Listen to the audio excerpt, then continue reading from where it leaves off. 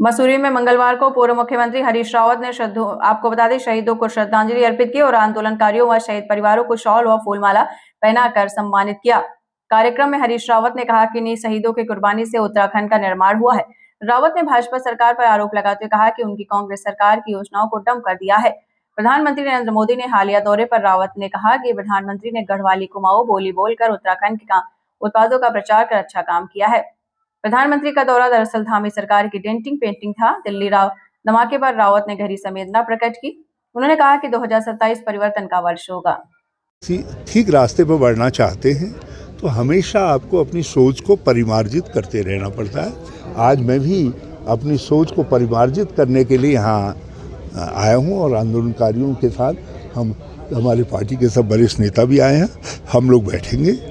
हमने जब राज्य बना उसके 14 साल तक 2014 तक केवल उत्तर प्रदेश के मॉडल को हम फॉलो करते रहे।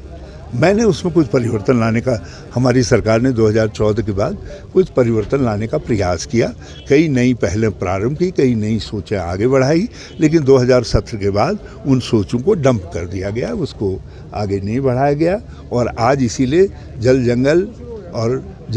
जंगल और ज़मीन की बात हो रही है। ज़मीन बिक रही है, ज़मीन चली जाएगी तो परिवेश, जंगल कहाँ से बचेंगे?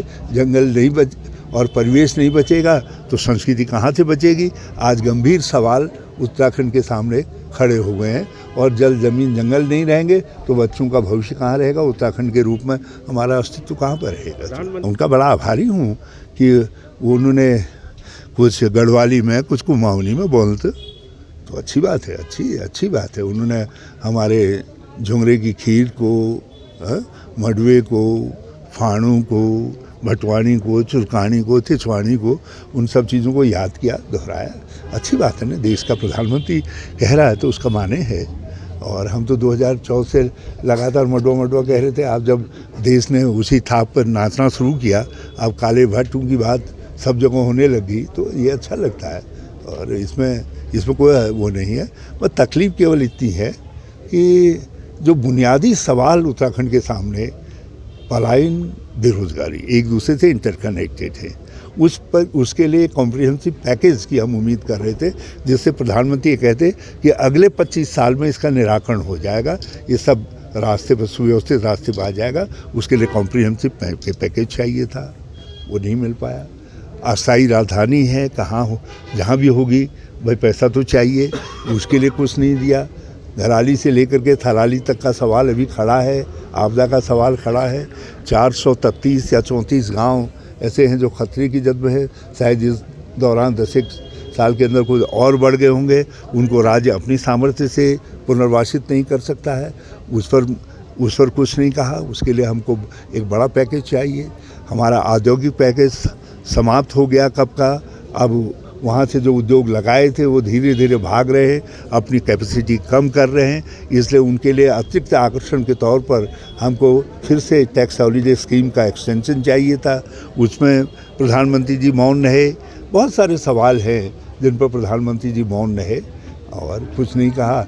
और धामी जी की, हाँ, एक काम ज़रूर कर दिया कि धामी सरकार की चेहरे की जो पाउडर गिरने लग गया था, वो परतें उतरने लग गई थी, उसकी वो ठीक तरीके से डेंटिंग, पेंटिंग एंड पॉलिशिंग सब तक। भाजपा कहाँ से? जरा सा त्रिवेंद्र सिंह जी से पूछ लेना कितना बूस्टअप हुए। 2027 परिवर्तन का वर्ष है। उत्तराखंड परिवर्तन लाएगा और हम चाहते हैं कि वो परिवर्तन हमारे पक्ष में। ठीक है, एनडी तिवारी ने काम किया, कम से कम उसके लिए तो कांग्रेस को प्रणाम करें। दिल्ली ब्लास्ट को लेकर दिल्ली, देखिए, ये बहुत चिंताजनक, दुखद और हमको बहुत गहराई से कि कहाँ पर हम खड़े हो गए हैं इस पर विचार करने का समय है। और ये बहुत दुखद है और चिंताजनक है। जिस तरीके के फैक्ट सामने आ रहे हैं वो हमको बहुत गंभीर चिंतन के लिए बाध्य कर रहे हैं। Thank you so much.